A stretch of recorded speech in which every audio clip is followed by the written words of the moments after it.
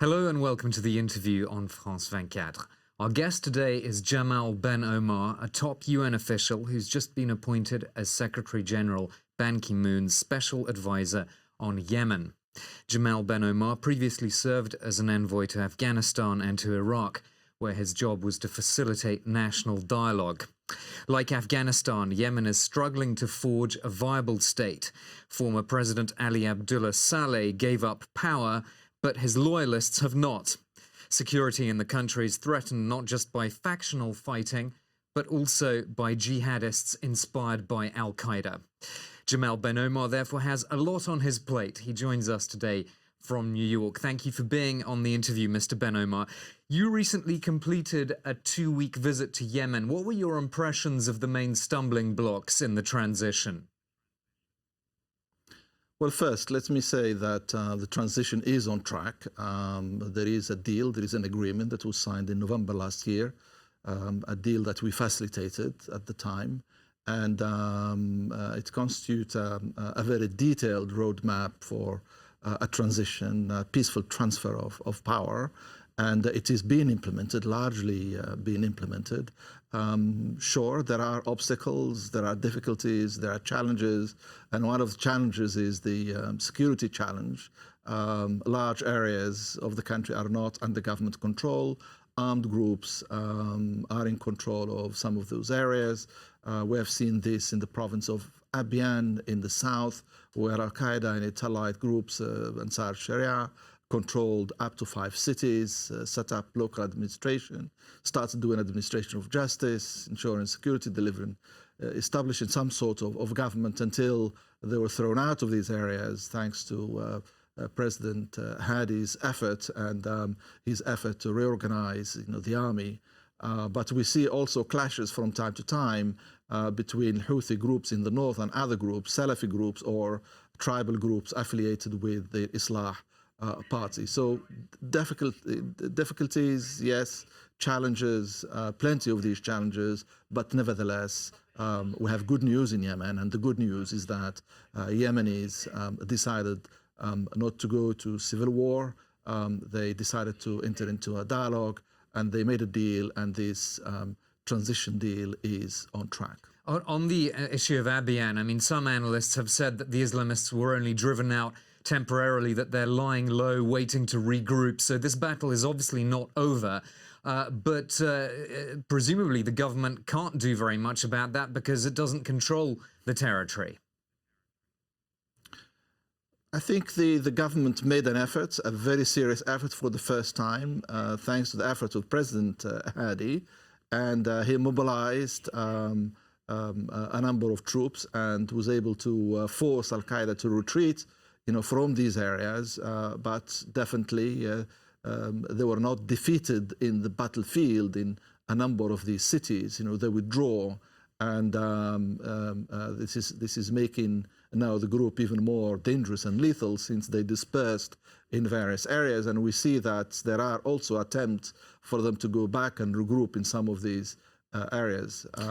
So definitely there has been progress, but the group is still posing a major threat, not only to Yemen, but to international peace and security.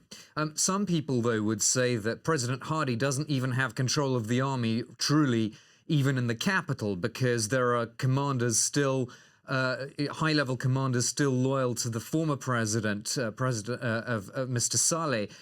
Do you think that those loyalists of the ex-president have too much power in the army? Well, we should not forget that President Hadi inherited a very difficult situation. He inherited a divided army. During the months of the crisis, part of the army joined, the revolution, joined the youth protesters.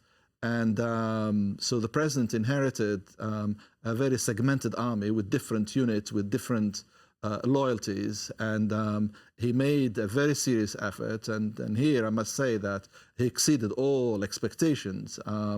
The appointment that he made, the organization that he's leading now, particularly in recent days with new measures, to shift a number of units from both troops controlled by Ali Mohsen and troops controlled also by Ahmed Ali. There is a new reorganization, that is underway.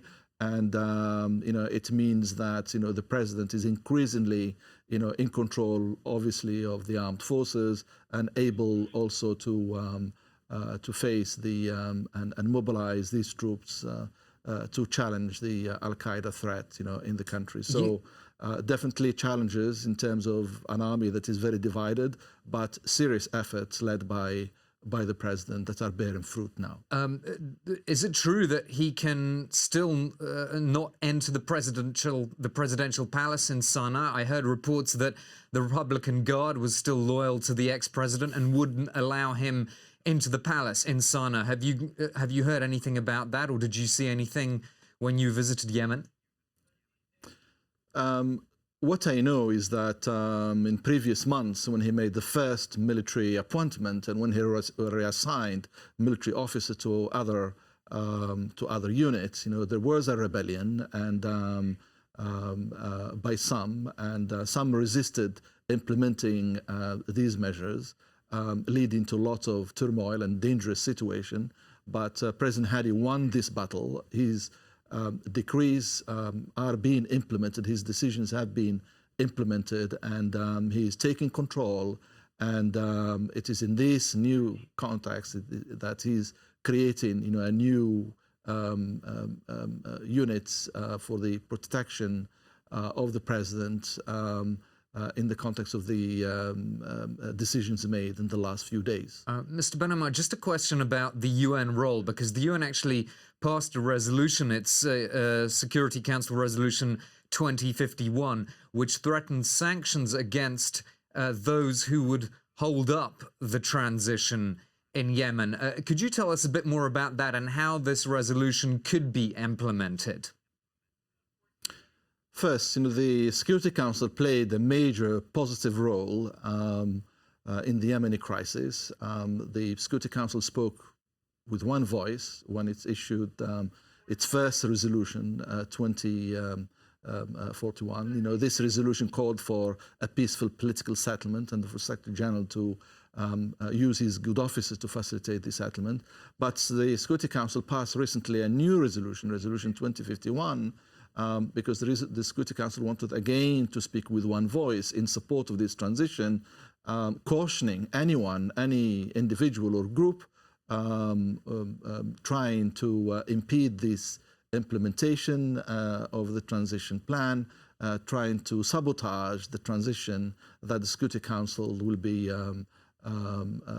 take measures in the context of Article 41 of the Charter. So the message from the Council is the message, the clear message, unanimous message from a united Security Council is that we want this transition to succeed. We want the Yemeni model to succeed, and the Security Council is ready to take any additional measures against those who may want to impede this transition. So are we talking about freezing bank accounts, stopping their movement abroad? What are the concrete measures? What would that be? A whole range of actions that the member states of the Security Council could take, but the resolution has been passed. That provision is there.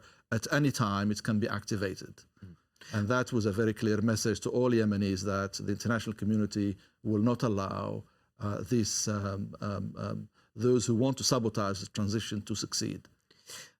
I want to ask you about a very interesting event that happened in May. President Hadi's cabinet considered cutting stipends to tribal sheikhs in order to try to bring about a loyalty to institutions rather than, money-based loyalty to individuals, which had been the system previously. But in the end, the cabinet decided not to cut those stipends. Apparently, it was worried that the tribal sheikhs would retaliate, perhaps cutting off oil pipelines, attacking power grids. So it seems that in Yemen today, we're still in this old system of loyalty to individuals on money rather than institutions. That's going to be a long-term challenge, isn't it? Definitely. Power in Yemen didn't reside over the last 33 years in institutions. power was diffused through networks of clientelism and networks of loyalties that are directly linked, to the president and his men. The effort that is being done now in the context of this transition is to build the institutions of the rule of law, and this is going to take time. It's not going to be an easy task, and in the context of tribes and their relationship, with the states and so on, definitely, there have been, attacks in Marib, on oil pipelines. These attacks are criminal acts. They cost the state something like $200 to $250 million a month for a country that is facing humanitarian crisis. Anyway, this sabotage must end, and some of it is politically motivated. Some of it is just a sign of criminality and lawlessness that prevail in some part of the country. Well, huge challenges, obviously, for you as the special envoy and for the government of Yemen, Jamal Ben Omar. Thank you very much for being on the interview, and that's all we have time for today. Thanks for watching.